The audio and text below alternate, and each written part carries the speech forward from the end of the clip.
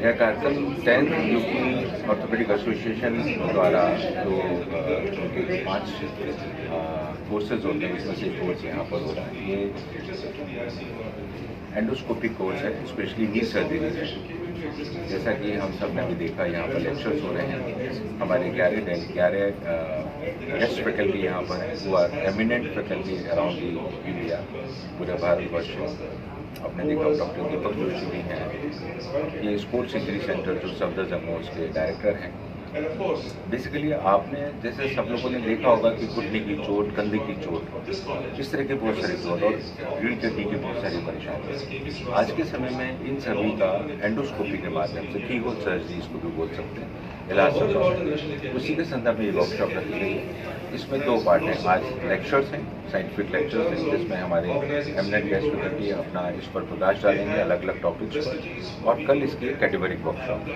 कैटेगरिक workshop में चूँकि live किसी चीज़ को सीखना मुश्किल होता है, पेशेंट को कोई दिक्कत ना हो जाए, कैटेगरिक वर्कशॉप में ये बिल्कुल जैसा कि किसी एक पेशेंट को करते हैं वैसा ही पूरा ये जो हमारी फैकल्टी है वो हमारे डेलीगेट्स को it will be taught by this faculty, यानी उनको सिखाया जाएगा। इसको हम लोग हैंड्स ऑन ट्रेनिंग बोलते हैं हमारी भाषा में। मैं आशा करता हूँ इसका हमारे करीब 60 के ऊपर डेलीगेट्स हैं, सबको बहुत फ़ायदा मिलेगा।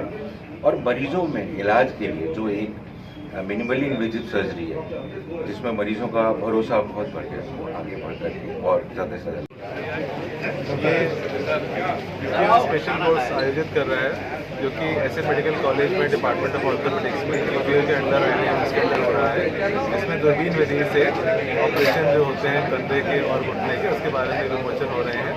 देश से all India institute, KGMC, sports injury centre, Lucknow, Allahabad, Calcutta से सब एक्सपर्ट आए हुए हैं और उस पर सब जो व्याख्यान अपने दे रहे हैं। इस कोर्स में क्या माना जाए कि अब मरीजों को सहूलियत या सुगमता से ऑपरेशन होंगे? इस कोर्स में दूरबीन विधि से ऑपरेशन सिखाए जा रहे हैं, जिससे कि कम चीज़ें लगा के ऑपरेशन सिखाए जा रहे हैं बच्चों को, जो आगे चल के सभी समाज के लिए, सभी के लिए बेनिफिशियल है। शुभारंभ हुआ और क्या कुछ सेशन में रहेगा? इस सेशन में इसके बाद साइंटिफिक सेशन के जो बचे हुए लेक्चर्स हैं वो भी 6 बजे तक का वो टाइमिंग है। आज साइंटिफिक सेशन के सारे लेक्चर्स हैं। कल सुबह 8-9 बजे के आसपास 9 बजे हम लोगों का एक वार्म अप लेक्चर का सेशन होगा, 4 लेक्चर्स का। उसके बाद एक कैडावरिक वर्कशॉप रखी गई है। खास बात इस कोर्स की यही है कि इसमें कैडावरिक वर्कशॉप इंक्लूडेड है। कैडावरिक वर्कशॉप आज तक आगरा में पहले कभी नहीं हुई, ये पहली बार हुई है। जो डिपार्टमेंट ऑफ एनाटमी में सुबह 10:30 बजे से शुरू होगी और प्रोफेसर रवि मित्तल साहब और doctor Anshu Gupta, professor GP Pal साहब उसका उद्घाटन करेंगे। और हम लोगों ने वहाँ पे कैडेवर्स का इंतज़ाम किया है। टोटल 6 नीड हैं, उनमें हमारे जो नए रेजिडेंट्स आए हैं, डेलीगेट्स आए हैं, जो जितने लोग रजिस्टर हुए हैं, उन लोगों को हम लोग कैडेवर से पूरा इंस्ट्रूमेंटेशन लगा हुआ है, इसमें जिन्होंने सारी चीज़ें लगाई हैं वो खुद ये उस पर एक्सपीरियंस करेंगे कि जब वो लाइव सर्जरी करने जाएंगे तो ऑलमोस्ट वैसा ही एक्सपीरियंस उनको वहाँ होगा कैडावरिक वर्कशॉप में ऑपरेट करते हैं। इस वर्कशॉप से क्या वेरिएंट सीखने को मिलेगा कि आधुनिक सर्जरी किस प्रकार से होगी? मेरा अपना ये मानना है कि केवल साइंटिफिक लेक्चर्स से सुनने से बात पूरी नहीं बनती है। जब हम प्रैक्टिकली किसी चीज़ को परफॉर्म करते हैं तब बहुत ज़्यादा अच्छे से सीखते हैं। क्योंकि अब डायरेक्टली आप लाइव सर्जरी नहीं कर सकते पेशेंट पे, इसलिए ये इसका एक स्टेप होता है, जो फाइनल स्टेप होता है। आप साइंटिफिक सेशन में समझते हैं, कैडावर पे उसको एक्सपेरिमेंट करते हैं 1 बार, 2 बार, 4 बार, बहुत लंबा, शाम तक 5 बजे तक का है। और उसके बाद आप फिर पेशेंट पे स्टार्ट करते हैं। तो मेरा पूरी उम्मीद है कि यहाँ से करने के बाद, मैं नहीं कहता सारे लोग करना स्टार्ट कर देंगे, क्योंकि उसमें और भी बहुत सारे लिमिटेशंस होते हैं, इंस्ट्रूमेंट आसानी से नहीं मिलते, कॉस्टली होते हैं थोड़े से। लेकिन मुझे उम्मीद है कि ऐसे ही हमने सबने स्टार्ट किया था, ऐसे ही जो नए बच्चे आ रहे हैं सब स्टार्ट करें। और क्या कुछ सीखने को मिलेगा, क्या कुछ है? देखिए, एक तो ये 10th UPO special course, UPO special course मतलब उत्तर प्रदेश ऑर्थोपेडिक एसोसिएशन का ये स्पेशल कोर्स है। स्पेशल कोर्स क्यों है? ये कुछ 5 कोर्स होते हैं यूपीओए के। इस साल का जो पहला कोर्स है वो हमारे आगरा से स्टार्ट हो रहा है, जो हमें अलॉट हुआ है उत्तर प्रदेश ऑर्थोपेडिक एसोसिएशन द्वारा।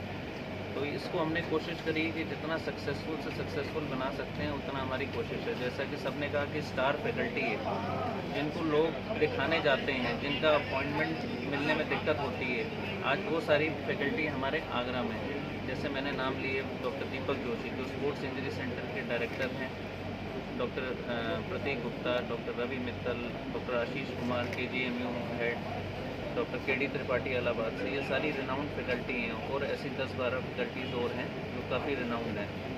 कल अभी पोस्ट लंच हमारा जो अभी इनॉग्रेशन के बाद जो है सेशन बचा है, जैसे इस बार ही हमने कोशिश करी है कि जितना बेसिक दूरबीन विधि द्वारा, जिसको हम नी आर्थ्रोस्कोपी कहते हैं, दूरबीन विधि नी आर्थ्रोस्कोपी, उसके ऊपर टॉक्स रखें ताकि जितना ज़्यादा से ज़्यादा गेन हो स्टूडेंट्स को, उनके लिए बेनिफिट है, ताकि नेक्स्ट जब वो कैडेवर पे कुछ करेंगे तो उनको फ्रूटफुल हो, उनको हेल्पफुल हो।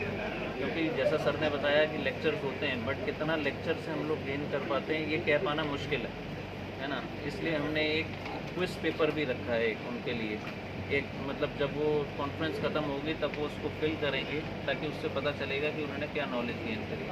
ऐसे कैटेगरिक 3 हमने टेबल्स रखे हैं जिसमें ग्रुप 1 ग्रुप 2 में स्टूडेंट्स को डिवाइड करा है। अब तक अराउंड 50 से 55 रजिस्ट्रेशन हैं जो कैटेगरिक हो चुकी हैं ऑलरेडी, जिस पे हमारा कल मॉर्निंग से स्टार्ट होगा। कल पहले मॉर्निंग वीडियो डिमॉन्स्ट्रेशन रहेगा, उसके बाद 1 घंटे के बाद कैटेगरिक सेशन स्टार्ट हो जाएगा जो ये कार्यशाला है।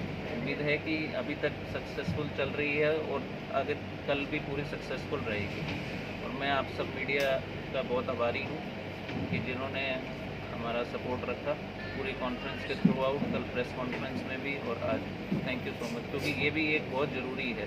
ज़रूरी इसलिए है कि जो स्पोर्ट्स इंजरी है सबसे ज़्यादा वो निगलेक्ट होती है। निगलेक्ट इसलिए होती है क्योंकि सबसे पहले आदमी MRI नहीं कराता चोट लगने के बाद, जैसे नी की लिगामेंट की इंजरी हुई तो MRI नहीं होता, वो 6-8 महीने 9 महीने एक्सरे के साथ ही चलता रहता है।